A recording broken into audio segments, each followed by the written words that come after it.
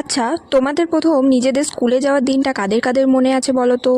মনে পড়ে ফার্স্ট দিন সেই বাবা মায়ের হাত ধরে স্কুলে যাওয়া? হ্যাঁ, ঠিকই ধরেছো। আজকে আমি তোমাদের সাথে শেয়ার আমার সেই প্রথম স্কুলে যাওয়ার দিন। আমার বাবা যেহেতু আগে একাই গিয়ে স্কুলে আমাকে ভর্তি করে এসেছিল, কিন্তু পরদিন যেদিন আমাকে ফার্স্ট স্কুলে নিয়ে গেছিলো আমি আমার বাবার হাত ধরে গিয়েছিলাম। আর স্কুলে গিয়ে ভাবছিলাম যে এটা কোন হন্টার হাউসে আসলাম, সব কিছুই কেমন অচেনা অজানা, আগে তো কখনো এরকম দেখিনি। হ্যাঁ, কিন্তু একটা জিনিস ভেবে খুব ভালো লাগছিল, ওখানে আমার বয়সী অনেক বন্ধুবান্ধব পেয়েছিলাম। ফার্স্ট দিন যে স্কুলে গিয়েছি সেটা মনেই হচ্ছিল না। সেই প্রথম দিন আমার সাথে একটা লেটেস্ট কাণ্ড হয়েছিল। ওই স্কুলের যে মাসি ছিলেন উনি আমাকে ক্লাসে নিয়ে যেতে যখন চাইছিলেন, আমি আমার বাবার হাত তো কিছুতেই ছাড়ছিলাম না।